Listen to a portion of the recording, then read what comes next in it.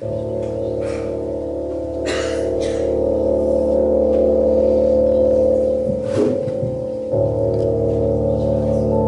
vis avec des fantômes. Je les vois comme des paysages. Une lampe est allumée dans un salon. Un homme dort. L'écran veille. Les objets parlent dans une langue vibratoire. L'homme n'est pas seul. Les images le regardent. Personne n'éteindra, car il n'y a rien à éteindre. Il suffit de laisser faire. Il y a de l'électricité dans la tête de l'homme et des pensées fragiles comme des biscottes. La nuit est le coryphée de la ville. Regardez, regardez l'homme, prenez acte. Sa vie s'efface et se réécrit. L'œil de verre de la nuit reflète les étoiles. Il va mourir et il suffit de laisser faire. Une lampe allumée dans un salon d'une maison. Dehors, les façades ruissellent. Les yeux des portraits suivent les enfants. Il ne fait pas nuit. Une assiette en faïence repose sur la table. L'assiette est propre. Elle n'a pas été rangée. Les enfants remettent des piles dans la lumière. Une carte postale jaunie est restée accrochée à un mur. La poussière est une carte qui vit seule. Les enfants ouvrent la mémoire de la maison. Leurs pas résonnent sur le plancher. Leur rire se couvre de fleurs. Puis le village devient éclair et tonnerre. Et tout se tait.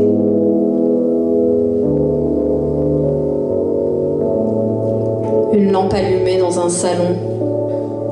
Les bûches sentent la châtaigne. Le crépi écorche le dos du fauteuil. Deux femmes reprises. Elles parlent parfois, soit l'une à l'autre, soit pour elles-mêmes, et le feu leur répond. Il ne pleut pas ni ne fait nuit.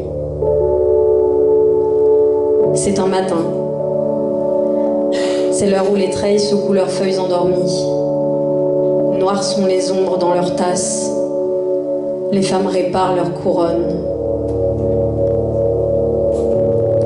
Derrière ces paysages, il y a des secrets. Et vous, avez-vous un secret?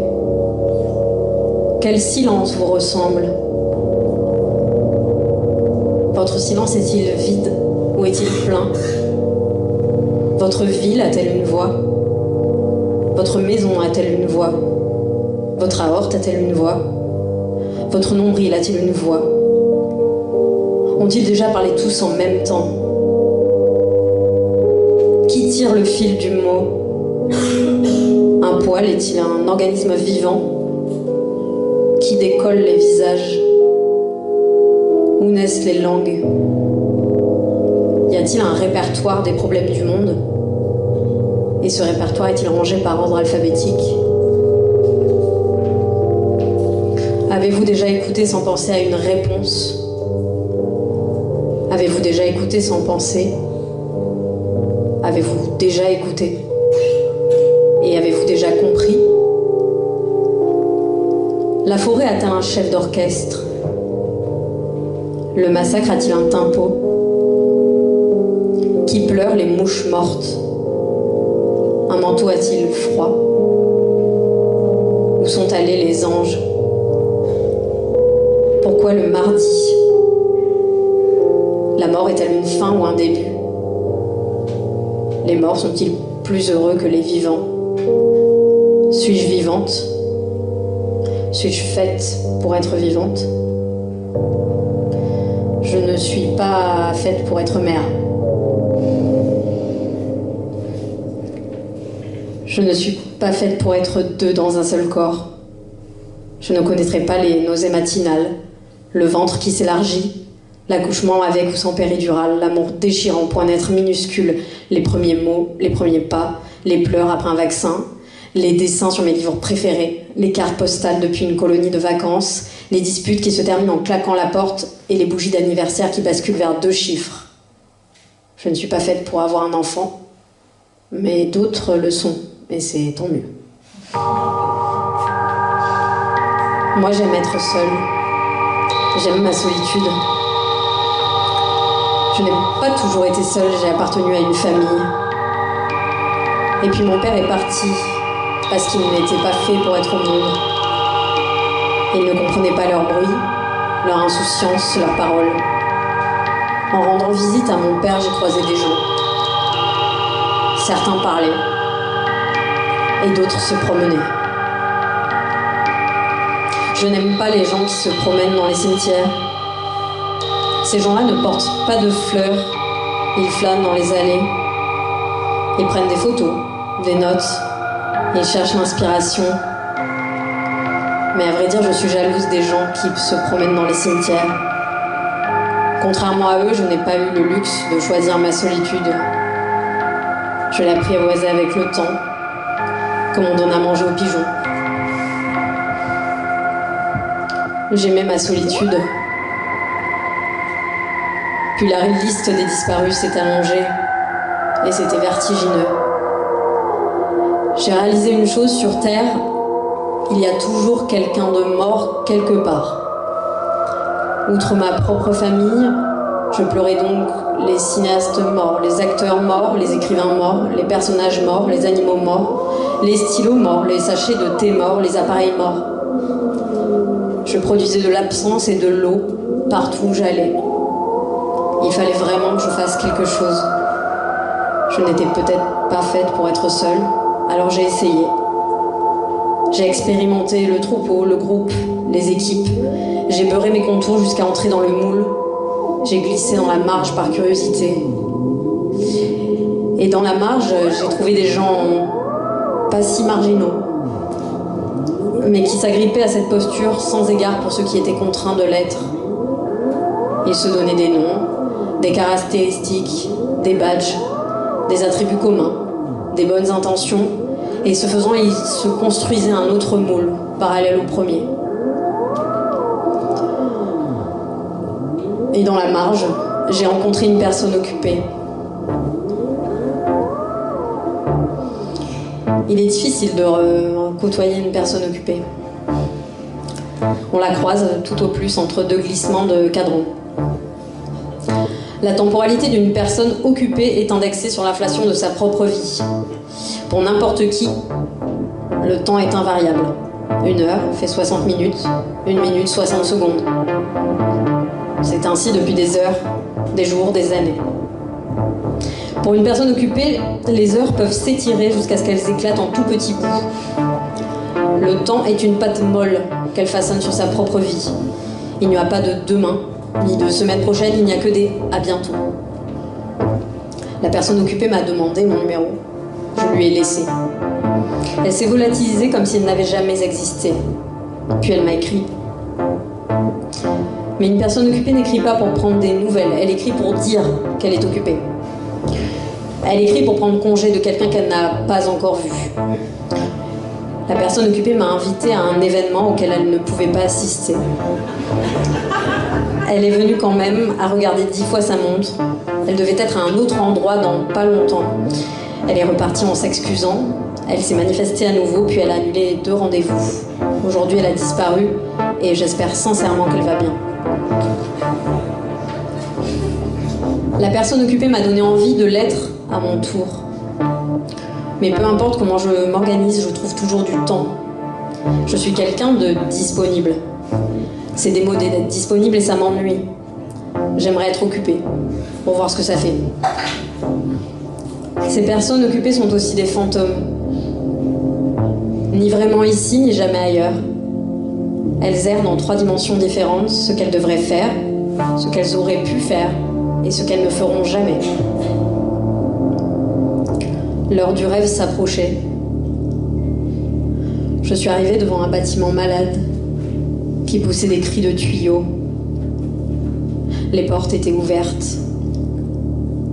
Dans ce bâtiment, il y avait toutes sortes de choses, des bureaux, des gens, des salles, des ordinateurs, des fourmis, des parfums d'ambiance, des calendriers muraux, des téléphones, des sentiments, des pots à crayons. Dans ce bâtiment, il y avait mon père. Mon père n'était pas mort.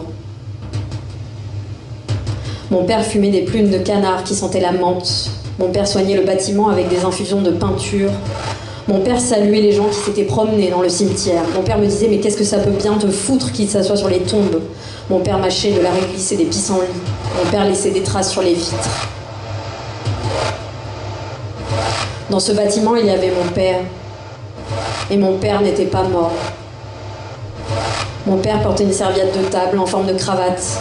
Mon père me disait « Ne va pas croire aux fantômes ». Mon père dessinait un plan pour que les fourmis retrouvent leur maison. Mon père avait des yeux noirs couleur poche d'encre. Mon père repiquait des boutures de cheveux. Mon père laissait des traces sur les livres. Dans ce bâtiment, il y avait mon père. Mon père n'était pas mort. Mon père ronflait comme un tuba désaccordé. Mon père caressait un épagnol borgne. Mon père apprenait à des bébés des chants révolutionnaires. Mon père me disait « Ne fais pas de ma mort une performance » et j'ai pensé « Trop tard ». Mon père dansait le bebop à contre-temps. Mon père laissait des traces sur les murs.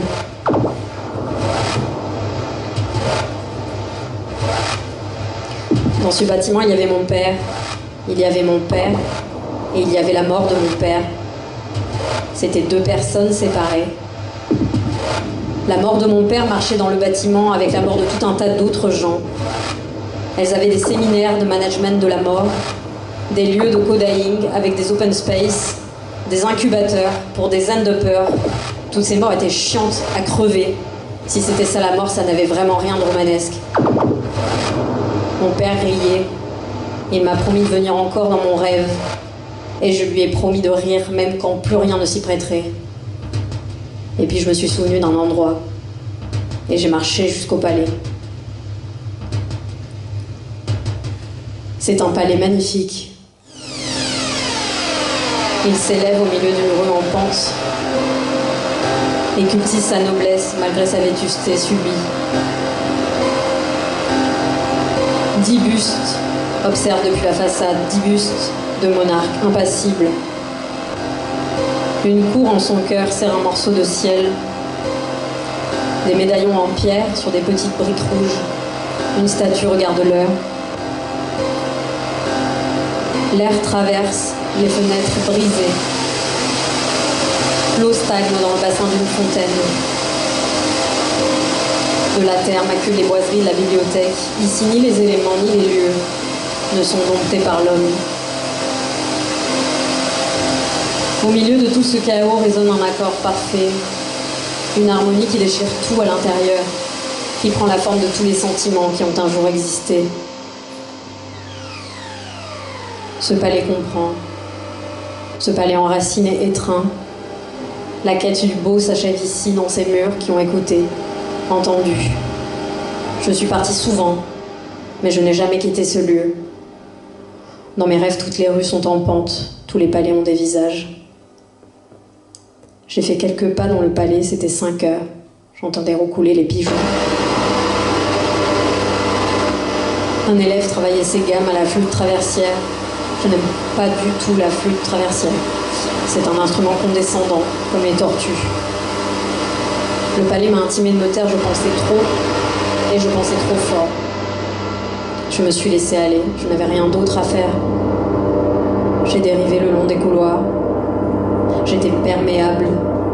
C'était une sensation très douce. Je passais, j'absorbais. Autour, il y avait des ombres et de la musique. Le monde était plus grand.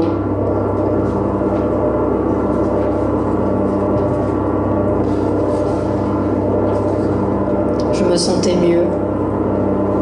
J'ai voulu ranger les couleurs par ordre d'apparition à l'écran. Le bleu d'abord. Alors j'ai posé le bleu dans la soupière. Il n'y a pas assez de bleu dans les soupières. Il n'y a pas assez de soupières. Et il n'y a pas assez de bleu dans nos nourritures. Le rouge ensuite. J'ai donné au rouge la forme d'un ballon et je l'ai laissé dans le jardin. Il s'est rempli d'air et les moineaux se sont posés dessus. J'ai cherché le jaune. Le jaune se cache. J'ai vu le jaune colorer le visage des morts comme un livre qui se fane, comme une rouille liquide. Le jaune maîtrise le temps. J'ai entendu le jaune dans le hurlement des volcans, dans le bouillon des cuivres, dans la violence des hommes. Le jaune maîtrise le feu. J'ai senti le jaune entrer dans mon sang, dans mes yeux, dans ma bouche. J'ai vomi ce qui restait de nuit. Le jaune s'est faufilé derrière une dent. Je l'ai arraché. Je l'ai mis dans une boîte avec des trous. J'ai mis la boîte sur une étagère. J'ai rangé ces couleurs-là. Je ferai les autres demain.